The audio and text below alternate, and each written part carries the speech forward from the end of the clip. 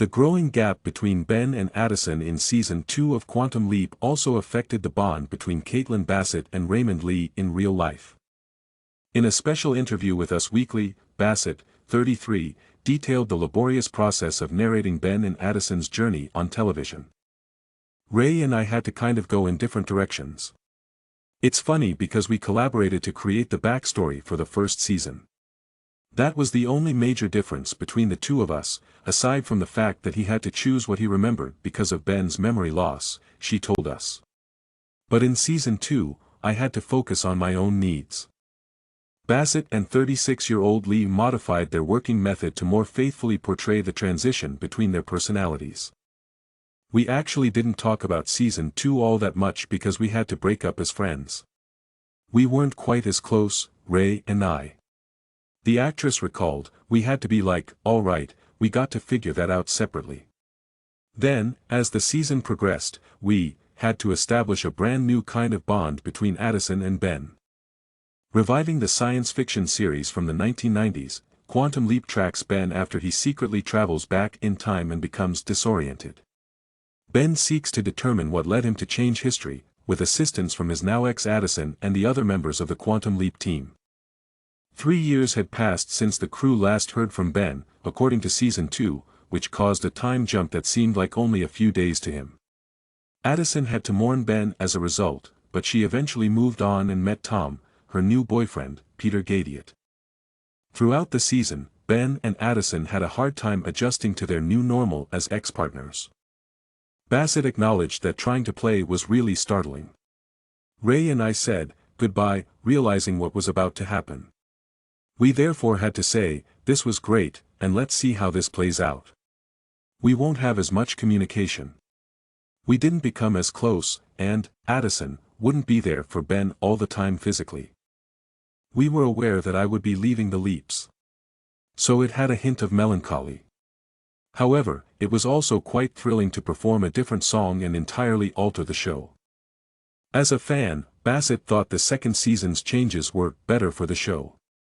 "I believe that's the reason why people discuss how different the performances from Season 1 and Season 2 are, even if they were given just a few days apart. It was only that we had whole other chapters to rely on and fresh stories to play," she went on. "Therefore, I just really focused on attempting to ascertain what Addison needed to change in order to let go of Ben, as well as how that individual established a new relationship and how distinct that had to be." Bassett was forced to explain to Tom how Addison was able to move on from Ben. "I had always kind of disregarded Addison and Ben's dreaming nature.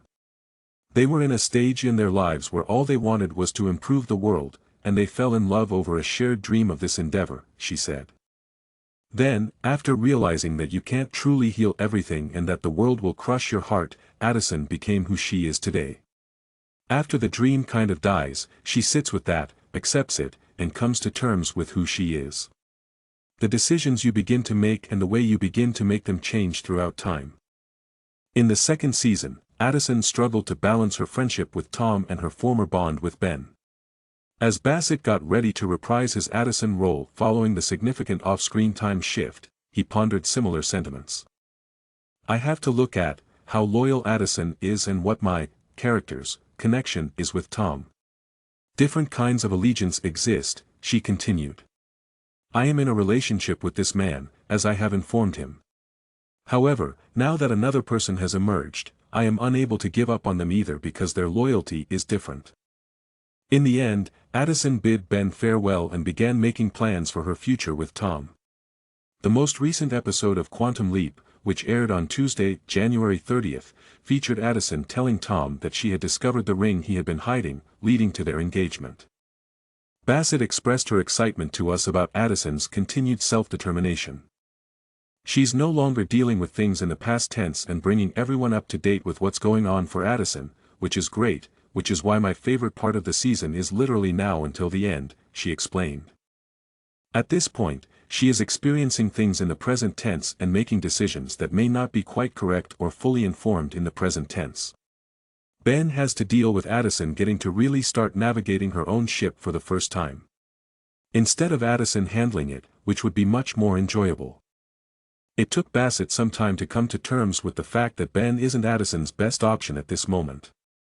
She continued, Caitlin, a show fan and possibly even an actor, thinks Ben is the proper guy. You cannot take that emotion away. But when I sat with Addison this season, I was like, it was 3 years, the woman went on.